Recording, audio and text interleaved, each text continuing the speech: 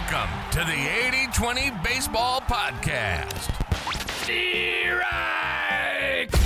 The 80-20 Coaching Masterclass, our weekly get-together where coaches go from new to good and good to great.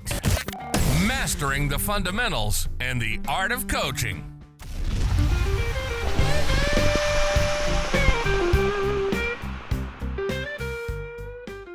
Welcome, everyone, to this week's get-together, the 80-20 Baseball Podcast. We are mastering the key parts of coaching baseball. Mastery before moving forward, leveraging the 80-20 principle to get better results. Speaking of the 80-20 principle, there are a ton of different things we can do with our hitters, with our bat to get them better, to help improve them, or to help guide them to improving. But there are some key things that need to be dialed in before moving on to the supplemental stuff, the bonus stuff, what I like to call the chandelier. You got to build the foundation, strong foundations, strong walls. We can add all the little decorations later on. And even then, with hitting being so difficult, the task of being a good hitter, with it being so difficult, and how quick that ball comes out of the pitcher's hand to the time it gets to the plate, I'm not sure adding anything more than the necessities is something we should be looking to do. That said, today we're going to dive into phase 2 in the 5 phases of hitting. Now, of course, this is not the 5 phases of hitting while the ball's in the air in the middle of the swing. This is not the 5 parts of the swing,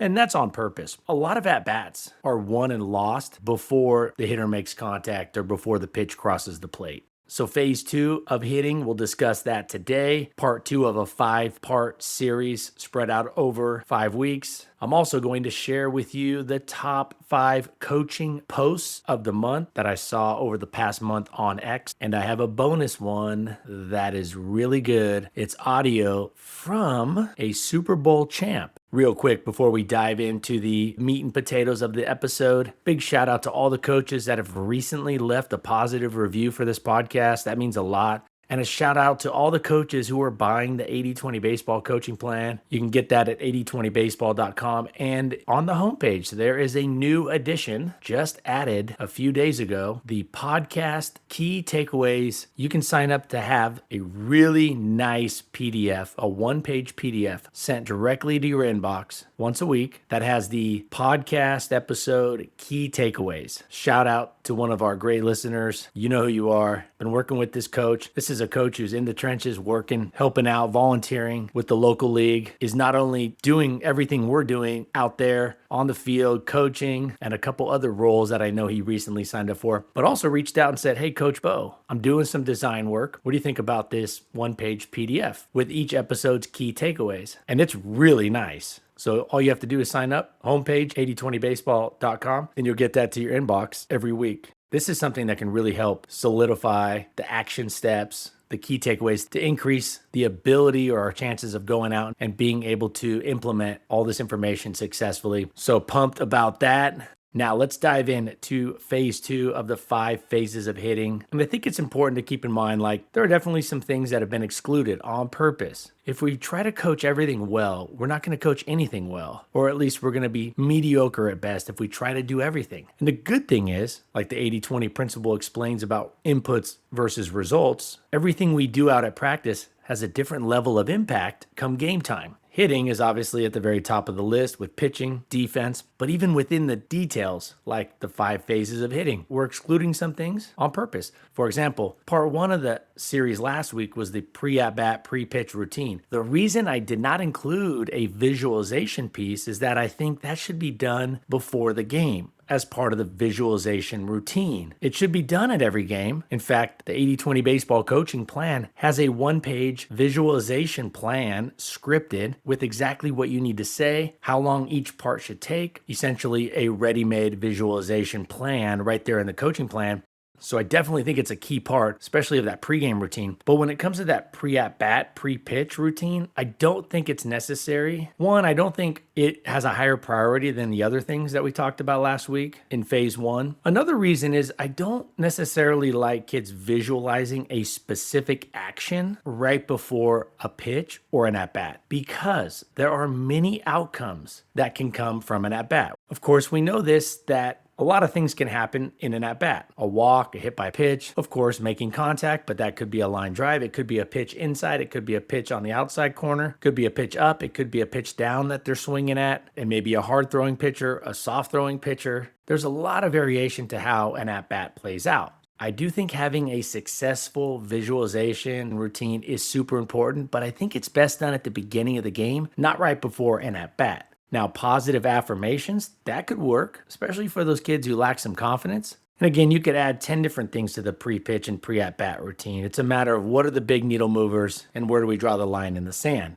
So the visualization right before, I'd rather that come before the game, more of a confidence booster rather than an action plan. So there are some things I'm leaving out on purpose because I don't think their priority or their impact moves it into the top 3 or 4 or 5 things. And one more thing I want to touch on. You could call this the 5 phases of an at-bat just as easily as we could call it the 5 phases of hitting. Those could be interchangeable. The reason I didn't go with the 5 phases of an at-bat is because simply I wanted to make it as concise as possible. So it was 5 words versus 7, and I didn't think it mattered in terms of clarity. So phase number 1 was the pre-at-bat, pre-pitch routine. Phase number 2, the setup position. I believe it's important that hitters, when facing a typical pitcher, I think it's important as often as possible for the hitter to set up in the same spot in the box. In other words, have their feet the same width apart, their stance, open, closed, neutral, have it the same from at-bat to at-bat. The depth away from the plate, the depth back towards the catcher. It's really important to have this consistent. That doesn't mean it's not going to be adjusted, but it's really hard to pinpoint what's working and then make the correct adjustments if it's something different every time. How do we know it's not coincidental? It's like any good test or study. We have to remove as many variables as possible. I'm not saying hitters should stay with the same stance, the same setup position for an entire season. No, definitely not. I mean, unless it's working perfectly. But I think if we're going to adjust something, we have to have something consistent that we've tested to then make the adjustments. So kind of a base setup and then adjust from there. So definitely a consistent setup that then purposely gets adjusted or strategically gets adjusted. In other words, hitters shouldn't just be getting into the box and crowding the plate one at-bat and then backing way off the next at-bat and moving way up in the box on the third at-bat and way back in the box on the fourth at-bat, or opening their stance wide on one at-bat and then closing their stance on the next at-bat, wide base, narrow base. There should be some consistency during the game. During practice, if you want to test out different things, that's great. I would not just test it one time and have the hitter rip a double or a line drive and say, we found our answer. You want that sample size to be bigger than that. But during the games, there should be some consistency that has malleability, but not every single at-bat. So a consistent spot that they set up in the box, a consistent stance, open or closed, width of their feet. So essentially, where their feet are in the box, how wide their base is, how wide their feet are, and how open, closed, or neutral their feet are. Now, something hitters should do every at-bat, no matter who the hitter is have a 50-50 weight distribution. Before they make any movement, before they start their load, right before the pitch, they should be at a 50-50 weight distribution. Their weight should be evenly balanced on both feet, both legs. Of course, there are a lot of schools of thought here. A lot of coaches will teach, have your weight on the back leg to start. This is something that the really experienced hitting coaches will almost unanimously agree upon, and that is have a 50-50 weight distribution balanced. The next part of the setup position. Now, I'll say this about the setup position in the box, and you can see this in an article called More Time, Better Hitters at 8020baseball.com.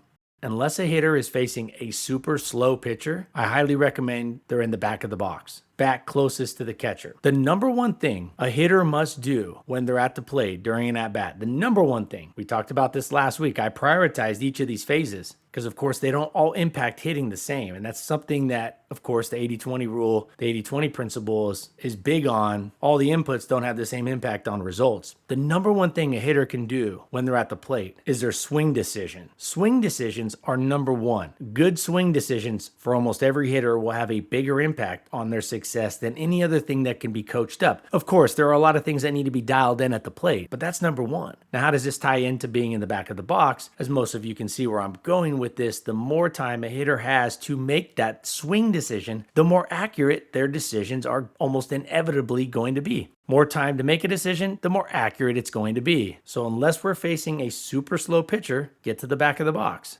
Another positive of being in the back of the box, just a bonus effect, is that the catcher has to move back, or at least they can't crowd the plate, which means there's probably going to be another ball or two that bounces in the dirt, potentially getting away, wild pitch, etc. Now, that's not why we're doing it, but if you can get the catcher further away from the person throwing them the ball, the pitcher, more bad things can happen on their side, which is good for our side. So, a similar setup position every time, unless an adjustment is purposely being made. 50-50 balance, all the way in the back of the box, unless a super slow pitcher is on the mound. And number 4, good athletic posture. Not too upright and not bent over too much. If you check out all the great hitters, I think of great hitters as hitters that hit a lot of doubles and have a really good strikeout to walk ratio. They walk a lot, they're not striking out a ton. A good strikeout to walk ratio, and they hit a lot of doubles. Think Freddie Freeman. If you look at those hitters, and there's not a lot of them, especially nowadays where strikeouts are going up, almost all of them will have a very athletic posture. They're not going to be too upright. They're not going to be standing too upright in the box, and they're not going to be bent over too much. Almost all of them will have a similar posture. They might have different bases, open, close, neutral. Their hands might be in different spots, but their posture, their torso angle, what's also known as spine angle, will be very similar. Go look at those hitters like Freddie Freeman, Vladimir Guerrero, although you might be careful with Vladimir. He's an anomaly of anomalies, even more so than Freddie Freeman. I mean, I think Vladimir Guerrero Jr. came out of the womb hitting doubles. But if you look at his spine angle, his posture angle, like his torso angle, right? They're not leaning over too much, bent over, hunched over, but they're not standing straight up and down. So check that spine angle, that torso angle, a nice athletic posture. So that's number 4 in the setup position. We have 4 things here. You're thinking, Coach Bill, that's 4 things. What about a checklist of just 1 or 2? This is not something that should be coached up during the middle of a game. This is stuff that should be coached up during batting practice or hitting sessions. And the setup position is not on a strict time limit. Swinging at the right pitch, making contact, hitting a line drive, squaring up the ball, all of that is on a very tight time restriction, very small time window, tenths of a second. But the setup position, hitters have some time to do that. Not unlimited, but they do have more time to make sure that's dialed in. So that's why you can have 4 things here. Get in the box in the same spot, get their stance similar with the feet, open, close, neutral. Keep that similar unless there is a purposeful plan to adjust it and test something new. Back of the box, unless it's a super slow pitcher. And then a 50-50 weight distribution, balanced, and then a good athletic posture at the plate. Not too rigid and upright, and not too hunched over, not overly bent at the hip. All right, so that's phase 2 of the setup position.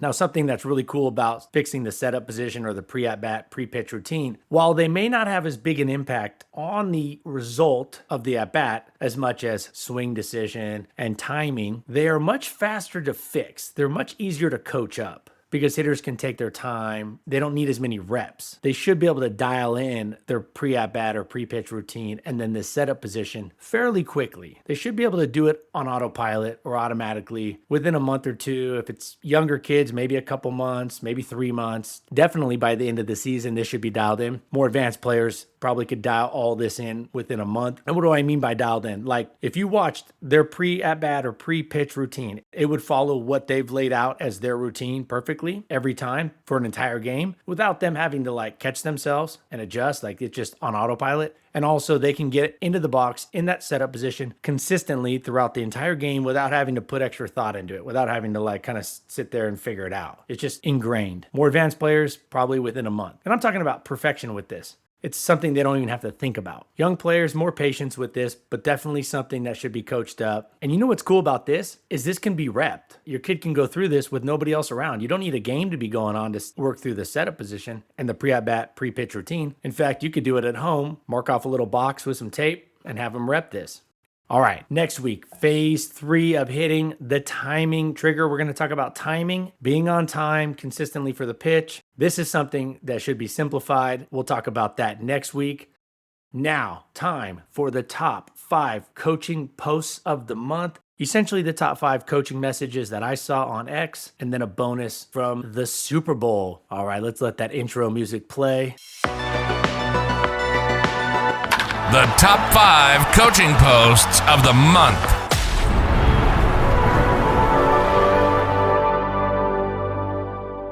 All right, here we go. Coaching post of the month number 1. This one is by Dr. Ishmael Gallo at Flows Doc. He put this out January 19th. He's a good follow on X. Quote, "The hardest thing for a player in a game isn't swinging harder, it's to relax and flow." And he also posted a quote by Bruce Lee. Quote, "The more relaxed the muscles are, the more energy can flow through the body." Great quote by Bruce Lee. Relaxed muscles are athletic muscles. Tight muscles are unathletic and rigid. Tight players play slow. Loose players play fast. With more game experience, we'll get players playing looser because they can anticipate things faster, but also not breathing down their neck, not having them look over their shoulder at you as a coach or parent, playing tight. So there's two parts of this: game reps or more quality practice reps, especially scrimmages, which I think are so underrated because they can typically be run way more efficient than a typical game. 80-20 Baseball Coaching Plan has an absolutely awesome scrimmage guide, shows you exactly how to run the best scrimmages. And there's a lot more than you might think that can be done and simply implemented to 2x, 3x, or even 4x the production of a scrimmage. So getting players more game-like reps will help their muscles relax more because they're confident, they can have more flow, and also not breathing down their neck, not yelling at them or critiquing every mistake. Let them play loose. Like Bruce Lee says, relax the muscles so the energy can flow throughout the body. Post number 2 on our top 5 coaching posts of the month. This one is by Anderson Miller at Anderson L. Miller. He said, "I find myself telling hitters, quote, do less, end quote, all the time. Never the other way around. Less is more." That jives really well with the conversation we had a little while ago about me leaving things out of the pre-pitch routine, the setup position, etc. X post of the month number 3. This is from the Daily Dad at Daily Dad Email. I've mentioned them before. I've been getting this email every morning for years. Short, concise, and a great paradigm setter for the day. A great mindset molder in the best of ways. And the Daily Dad said, "Be present today because there's a version of you 30 years from now that would give anything to relive this random morning, or this random practice, or this opportunity to get out there and play catch with your kid. Be present when you're coaching, because 30 years from now, we'd give anything to go back and enjoy that time." Kind of makes me think of that Lay's Super Bowl commercial. Man, what a tearjerker that was. If you didn't see it, you gotta watch it, but get yourself some Kleenex before you do. Post of the month number 5. This one is by James Light at James A. Light. Speaking of Super Bowl, head coach Mike Macdonald. So this is a comment by the Seahawks coach Mike Macdonald that James Light posted. Quote, "Players want to be coached. They want a connection. They want a coach that trusts and believes in them and to teach them the stuff that works. They want to be challenged, but you have to build a relationship first to challenge guys the right way." End quote. Like I always say, connection before correction, or at least a lot of connection, less correction. And ideally, front load the connection so when you come around to the corrections, that connection is built. He also says they want to believe and trust you as a coach, the stuff that works. The stuff you are hearing here works. Everything we talk about here works. That's why we don't talk about a million things. We talk about the things that work. We talk about how big of an impact it will have on the results. We discuss the nuances and caveats, but we hammer home the things that work. They've been shown to work across a wide swath of players and coaches that have had consistent success for a long time. No magic pixie dust here. So like Coach Mike Macdonald said, they want to believe and trust the coach, and a big part of that is us coaching them up with stuff that works. And that's why you're here. The stuff we talk about here flat out works. All right, coaching post of the month. This is the last one, number 5 by Trooper Ben. Trooper Ben. Love that name, Trooper Ben. Now this one's a long one. I'm not going to read the whole thing. You can go see it at Trooper Ben's account on X. But it's talking about kids that are not behaving. It's talking about how we can get kids on the right path. And he's saying somewhere along the way, these kids that get back on track, somewhere along the way, someone stepped in and noticed them. A coach, a teacher. So this is kind of outside of the parent sphere here. Someone outside the family gave them what they were not getting at home. Now, getting both is optimal. Having great coaches, great teachers, and great parents, that's a trifecta. Back to Trooper Ben's message. Kids need to hear the word no, not constantly, but enough to learn boundaries, respect, patience, and self-control. No is not mean, no is protection. If we're honest, some kids are begging for a no because they want an adult to be the adult. Something I've learned after a combined 40 plus years of coaching and teaching. Kids don't want constant no's, but they want no's. They want guardrails. They're not going to be begging for it, and they're not even going to be asking for it, but they want it. Our job as coaches, teachers, parents is not to give the kids what they want, but have strategies that are increasing the chances and likelihood of developing into awesome people, awesome adults. I didn't always like some of the tougher coaches I had. I didn't like everything some of the really tough coaches I had over the years would do. I didn't like everything they did, but it was really nice looking back at it now. It was really nice knowing when I showed up and that coach was in charge that things weren't going to be wild. There were guardrails. There was going to be consistency. That is very reassuring for kids, whether they even fully grasp that it's happening at that time. It's something kids want. They want to hear no. They want to know that the coach, the adult, is in charge. And it's not because they want this person to be in charge or that person. It all stems around a sense of safety, consistency, guardrails, parameters. It really stems from an overarching feeling of safety, knowing that practice or the games are not just going to be a free-for-all, or the household or the classroom or whatever. They need to be assured there's some consistency. Think about McDonald's. McDonald's doesn't sell the best burgers, the best fries, the best anything. Is it good? I would argue that most of their stuff tastes pretty good. Now, I don't go to McDonald's much, but it's hard to argue that their food doesn't taste good. Is it the best? Of course not. But why is McDonald's in a league of its own? More customers than any restaurant in the history of the world. They don't have the greatest stuff. They don't have the greatest food. The service is good, but it's probably not even the best service in town. I've never had bad service at McDonald's, but I've never had like wow me kind of service. What is it? Consistency. I went to see my nephew wrestle in La Grande, Oregon. My family and I went over there this weekend, stopped at a McDonald's. There weren't too many options, but we went to McDonald's because we knew what we were going to get. It's human nature, consistency. We're comfortable with that. Players need to feel comfortable at practice. They need to feel comfortable being in the environment that we're the coach of. And that means setting boundaries and saying no. So, great post by Trooper Ben. And we'll finish with this audio clip from Sam the Man Darnold, the quarterback for the Seahawks. Now, I don't have a football team, but it was really clear that the Seahawks were the best football team, balanced, played great defense, consistent offense. They literally did the fundamentals so well. The 80-20 principle to a T. Innovative coaching based on the 80-20 principle. They had some gamers, good camaraderie, good quality people across their organization. And here's what Sam Darnold said in his Super Bowl post-game conference. He's talking about his parents, and he's talking about them believing in him. Let me ask this question. How are kids going to believe in themselves if they don't even have belief in them from their coaches or their parents or teachers? At a minimum, we should definitely not be putting limits on them with a lack of belief. Of course, we shouldn't lie to kids. We need to always be fully transparent, but some belief at a young age can just go so far. So let's listen to this comment by Sam Darnold talking about his parents and why he believes they are a massive reason he was a Super Bowl winning quarterback. I'm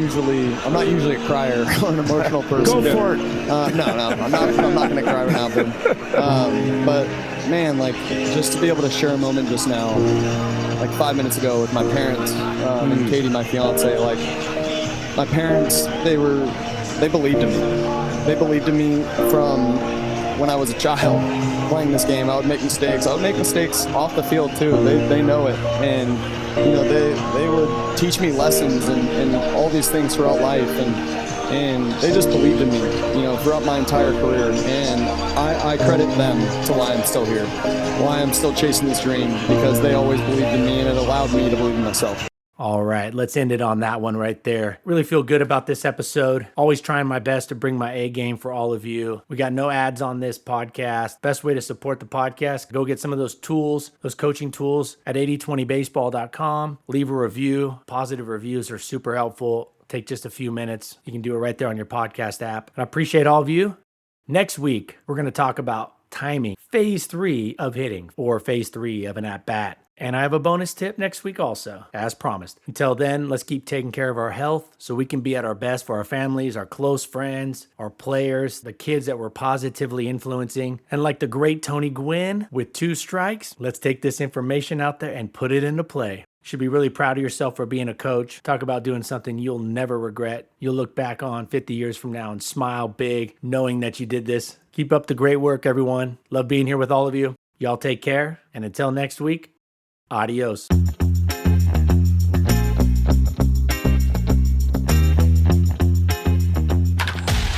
This has been the 80-20 Baseball Podcast, the 80-20 Baseball Masterclass. We got this. Now, let's take the field.